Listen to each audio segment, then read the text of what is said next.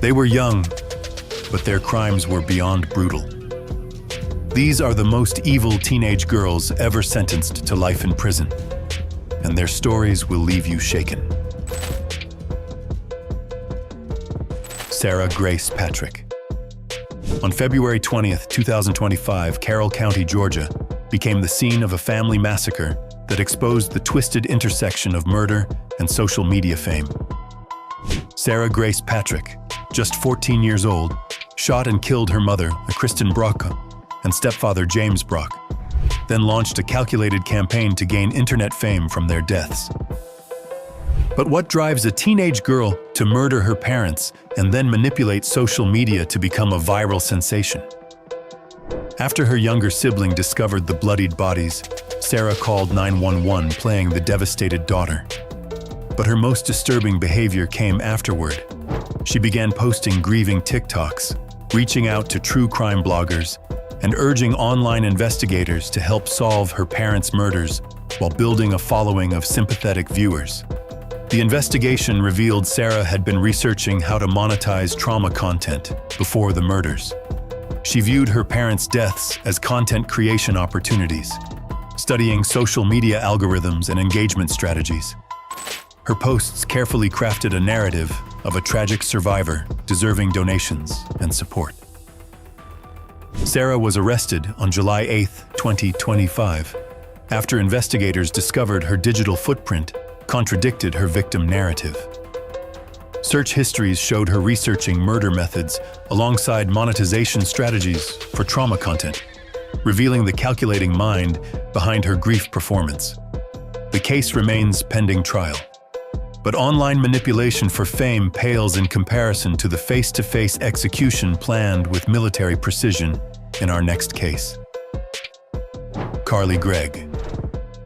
On March 19, 2024, Brandon, Mississippi, became the scene of a family massacre that horrified seasoned detectives. Carly Gregg, just 14 years old, executed her mother and attempted to murder her stepfather with a chilling calculation that defied her age and shocked investigators with its methodical nature. But what drives a teenage girl to invite friends over to see her mother's corpse and casually ask if they're squeamish around dead bodies? When Ashley Smiley discovered vape pens in Carly's bedroom during a routine drug search, the 14-year-old calmly retrieved a .357 Magnum and fired 3 shots into her mother. Security cameras captured her deliberate movements as she methodically planned her next move. Then she texted her friend with bone-chilling casualness, "Are you squeamish around dead bodies?" After showing her friend the corpse, Carly crafted an elaborate trap for her stepfather, sending text messages pretending to be her mother. When Heath arrived, expecting to find his wife, Carly was waiting in ambush. She shot him while telling her friend, "I put 3 in my mom and I got 3 more waiting for my stepdad." Her casual attitude toward double murder demonstrated a level of detachment that stunned investigators. On September 20th, 2024, after less than 2 days of trial, Carly was convicted and sentenced to life without parole. The jury deliberated for less than an hour, rejecting her insanity defense after hearing evidence of her calculated planning and emotionless execution. The next case shows how some teenagers become so consumed with the idea of killing that they treat murder like a recreational activity. Alyssa Bustamante. On October 21, 2009, St. Martin's, Missouri, became a hunting ground for one of history's most psychologically disturbing teenage killers. Alyssa Bustamante, 15, lured 9-year-old Elizabeth Olton into the woods to satisfy her morbid curiosity about what it would feel like to take another human life. But what kind of teenager describes killing an innocent child as amazing in her diary and digs graves in advance like a seasoned predator? At 6:15 p.m., Alyssa approached Elizabeth with a friendly invitation to play in the woods, and the trusting child eagerly followed her older neighbor. Once isolated, Alyssa strangled Elizabeth and stabbed her repeatedly with a kitchen knife she had brought specifically for this purpose. The most chilling evidence came from Alyssa's own diary. "I just fucking killed someone. It was amazing." She described getting over any initial shock and finding the act of murder genuinely enjoyable, treating it like a successful experiment. Alyssa had prepared methodically, digging 2 graves in the woods days earlier. Her YouTube profile listed cutting and killing people as hobbies, and she posted photos covered in fake blood, showing her long-standing obsession with violence. After murdering Elizabeth, Alyssa buried the body and attended church with her family the next morning, singing hymns as if nothing had happened. When Elizabeth was reported missing, Alyssa joined search parties while knowing exactly where the body was buried, her performance convincing everyone of her innocence. Alyssa had been in her grandparents' custody since 2002 due to her parents' drug problems and had attempted suicide around 2007. Despite her troubled background, mental health experts agreed that her calculated planning and lack of remorse indicated something far more sinister than typical teenage rebellion. Sentenced to life with parole possibility, Alyssa was denied parole in July 2024, with her next hearing in 2029. But killing for personal satisfaction is nothing compared to the ultimate betrayal committed by lifelong friends in our next case. Shelia Eddy. On July 6, 2012, Star City, West Virginia, became the scene of ultimate betrayal when friendship turned deadly. Shelia Eddy, 16, murdered her best friend Skylar Neese for the most trivial reason imaginable. She simply didn't want to be friends anymore and feared exposure of her secret. At 12:30 a.m., Shelia and Rachel Shoaff picked up their trusting friend Skylar from her bedroom window for what Skylar believed would be a fun night out. The 3 girls had been inseparable since age 8, sharing countless memories and deep bonds of childhood friendship. Instead of driving to their usual hangouts, Shelia deliberately drove to a pre-selected secluded area in Pennsylvania. On the count of 3, both girls began stabbing Skylar repeatedly until she collapsed and died, her final moments filled with confusion and betrayal by her closest friends. For months afterward, Shelia maintained an Academy Award-worthy performance. She helped distribute missing person flyers, organized search parties, comforted Skylar's devastated parents, and even appeared on local news, making tearful pleas for her best friend's safe return. Shelia's social media activity was particularly disturbing. She tweeted messages about missing Skylar, shared memories of their friendship, and expressed hope for her safe return. She attended vigils and memorial services, playing the grieving friend, while knowing exactly what had happened to Skylar. The motive was revealed when Rachel confessed. They killed Skylar because they didn't want to be friends with her anymore. Shelia and Rachel were secretly romantically involved and feared Skylar might expose their relationship, so they chose murder over honest conversation. Shelia was sentenced to life with parole eligibility in May 2028. Throughout the investigation and trial, she showed no remorse, never publicly apologized, and maintained her cold, calculating demeanor that chilled everyone who encountered her. Our next case involves the same murder, but shows how one accomplice took a dramatically different psychological path. Rachel Shoaff. In the same brutal West Virginia murder that shocked the nation, Rachel Shoaff, 16, was Shelia Eddy's partner in killing their mutual best friend Skylar Neese, but displayed a completely different psychological response that would ultimately expose their crime. But what makes one teenage killer eventually confess and show apparent remorse while her partner maintains cold indifference? Rachel participated fully in the murder, helping lure Skylar to her death and assisting in burying the body. Like Shelia, she initially helped with the cover-up, distributing missing person flyers and comforting Skylar's family while hiding their involvement. However, Rachel's psychological makeup proved fundamentally different from her partner's. She began suffering severe anxiety attacks, panic episodes, and what appeared to be genuine guilt over their actions. Unlike Shelia's emotional detachment, Rachel claimed to have immediately felt remorse after the murder. The case finally broke when Rachel suffered a complete mental breakdown and confessed to the murder in January 2013, leading investigators to Skylar's remains. Her confession revealed shocking details about their planning and the trivial motive behind their friend's death. Rachel described crying and vomiting immediately after the killing, while Shalia remained emotionally detached and focused on maintaining their alibi. This psychological difference became crucial evidence in understanding the dynamics of their deadly partnership. Rachel led investigators to evidence, provided detailed accounts of their planning, and appeared to show genuine emotion when discussing the crime. She pleaded guilty to second-degree murder and was sentenced to 30 years with parole eligibility after 10 years. However, Rachel has been denied parole multiple times, most recently in July 2024, with her next hearing in 2026. The next case proves that family loyalty means absolutely nothing when teenage obsession and manipulation take complete control. Aaron Caffey. On March 1, 2008, Alba, Texas became the scene of a family massacre so comprehensive it shattered a small religious community.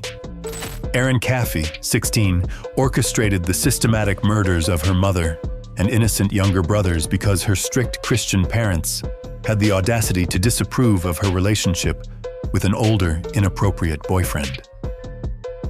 But what kind of teenage girl provides detailed murder plans, family schedules, and architectural drawings to ensure her loved one's complete extermination while she waits outside listening to their dying screams?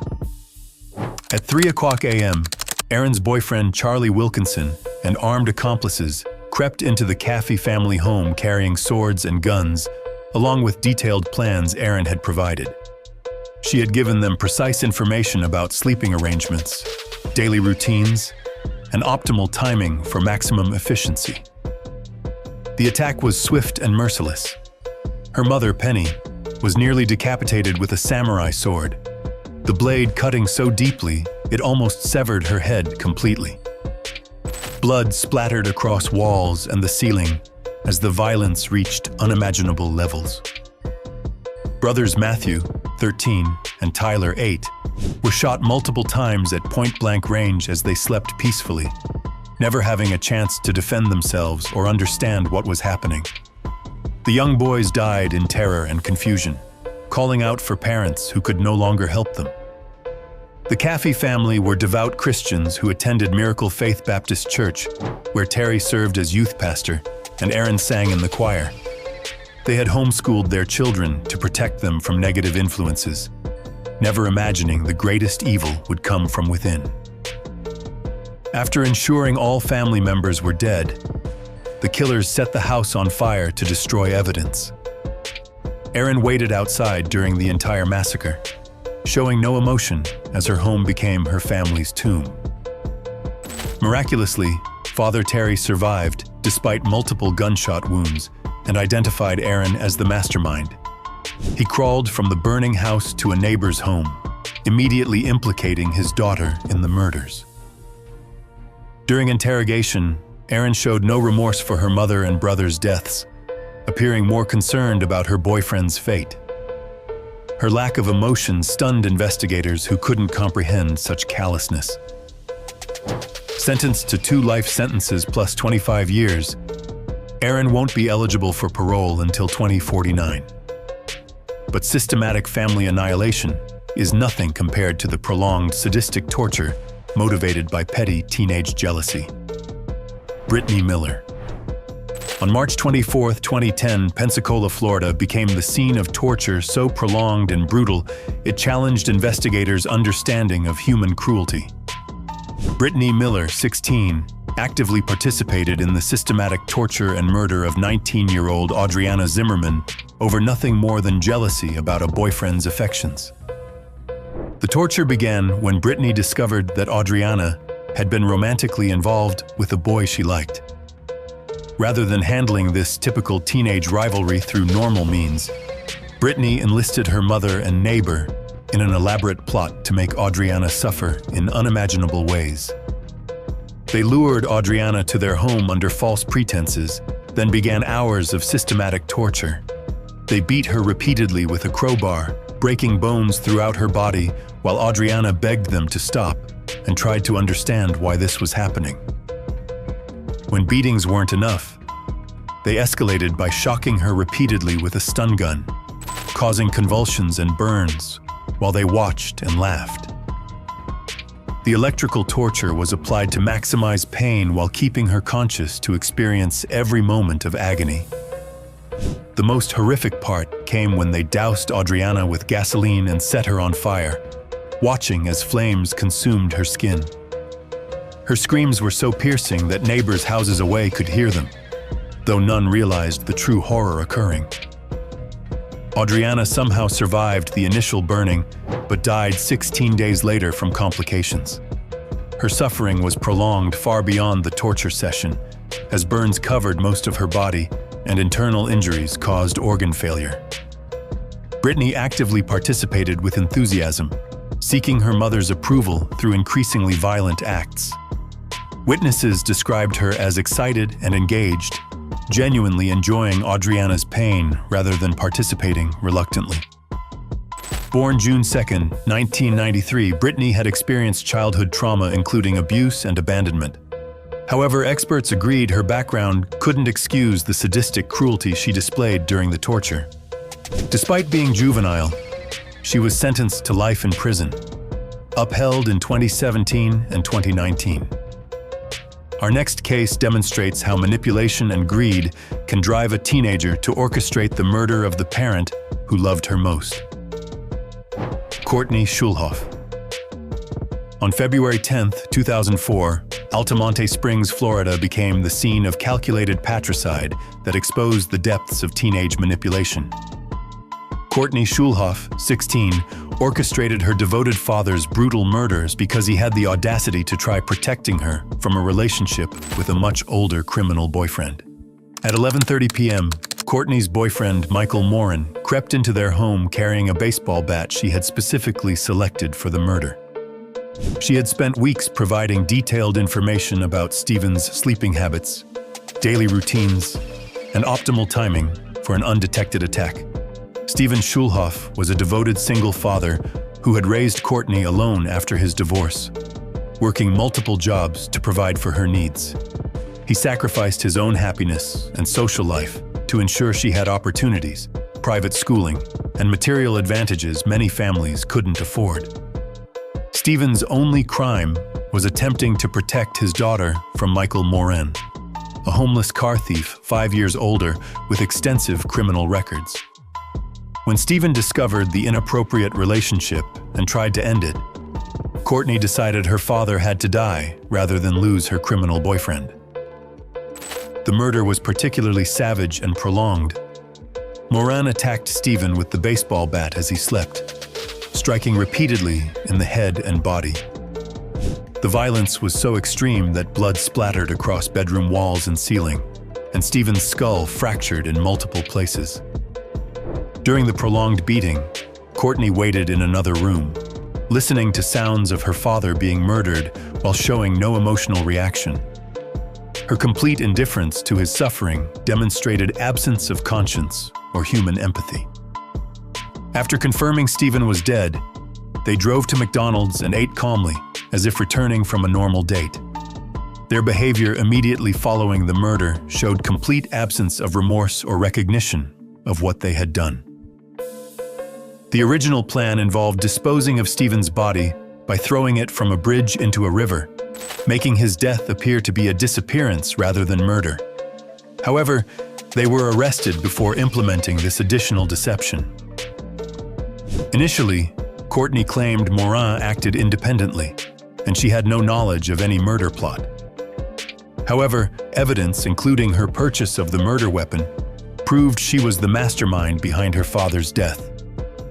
Originally sentenced to life without parole, Courtney was resentenced to 40 years in 2017 due to juvenile sentencing law changes. The father killer chose a homeless criminal over the parent who had sacrificed everything for her future. If you've made it this far and crave the darkest criminal truths, hit the subscribe button. Your support keeps us digging deeper. But patricide motivated by selfish romance is nothing compared to America's first school shooting that changed the nation forever. Brenda Spencer.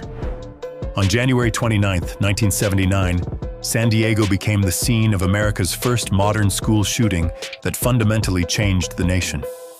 Brenda Spencer, 16, opened fire on Cleveland Elementary School, killing 2 adults and injuring 9 others in an attack that established a horrifying template copied by countless killers for decades. At exactly 8:30 a.m. on a Monday morning, as students and teachers arrived for a normal day, Brenda positioned herself at her bedroom window directly across from the school and began systematically firing. Her elevated position provided clear views of the playground and entrance where children were most vulnerable. Brenda's first intentional target was 9-year-old Cam Miller, whom she shot simply because he wore blue clothing, her least favorite color. The arbitrary nature of victim selection demonstrated the random evil that would characterize future school shootings. Principal Burton Ragg and custodian Mike Suchar died as heroes, using their bodies to shield wounded children from continued gunfire. Both men consciously chose to place themselves between the shooter and students, sacrificing their lives in acts of courage. 8 children and 1 police officer were wounded before Brenda stopped shooting and barricaded herself inside her house. The victims suffered injuries ranging from minor wounds to life-changing disabilities that would affect them forever. When police negotiators asked why she committed mass murder, Brenda provided the infamous response, "I don't like Mondays. This livens up the day." Her casual attitude toward killing children shocked America and challenged fundamental beliefs about violence and motivation. Brenda had grown up in extreme poverty with her alcoholic father after her parents' acrimonious divorce in 1972. She lived in squalid conditions and was essentially abandoned by her father, who showed little interest in her well-being or development. For Christmas 1978, Brenda had asked for a radio, but her father gave her a Ruger 10-22 rifle and 500 rounds of ammunition instead, the exact weapon she used for mass murder. Her later reflection, "I asked for a radio and got a rifle." During decades of incarceration, Brenda has repeatedly scratched, unforgiven, and alone into her own skin, demonstrating ongoing psychological issues and self-destructive tendencies that suggest continued danger. Sentenced to 25 years to life, Brenda has been denied parole at every hearing, most recently in February 2025. The school shooter remains caged for pioneering mass murder in American education. But even this historic act of terrorism pales compared to the pure evil displayed in our final case. Sharon Carr. In June 1992, Camberley, Surrey became the hunting ground for what criminologists consider Britain's most evil teenage killer. Sharon Carr, just 12 years old, murdered 18-year-old Katie Ratcliffe by stabbing her 32 times in an unprovoked sexual attack, so savage it earned her the nickname, the Devil's Daughter. At 11:30 p.m. on June 7, 1992, Katie Ratcliffe was walking home from her restaurant job, following the same safe route she had taken hundreds of times. She was a responsible young woman, earning money for her education, with no way of knowing a 12-year-old predator was stalking her through the darkness. Sharon attacked without warning, provocation, or rational motive, launching into a frenzied assault that was clearly sexual in nature. She stabbed Katie more than 30 times, deliberately prolonging the attack and inflicting wounds that showed she took time to torture her victim before delivering fatal blows. The murder went unsolved for 2 years, while Sharon continued normal school activities, maintaining perfect appearances while harboring her murderous secret. Her ability to compartmentalize and hide her true nature was extraordinary and deeply disturbing. The case broke when Sharon viciously attacked another student in June 1994, then began boasting about the earlier murder and revealing disturbing diary entries detailing her ongoing fantasies about the killing. The most psychologically disturbing evidence came from Sharon's diary. "If only I could kill you again. I promise I would make you suffer more this time, you fucking slag. Your terrified screams turned me on. the sexual gratification she derived from murder horrified investigators and mental health professionals. Sharon was born in Belize on December 21, 1979, and moved to England in 1986. Her childhood involved extreme poverty and witnessing her mother pour boiling oil on her stepfather during domestic violence. But even this traumatic background couldn't explain her level of evil. Sharon's dangerous behavior has continued and escalated during incarceration.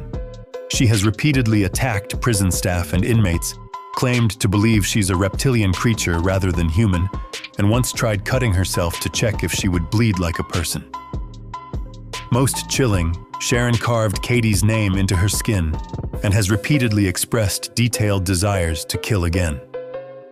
Prison psychiatrists describe her as one of the most dangerous individuals they've encountered, noting her complete absence of empathy and ongoing violent fantasies.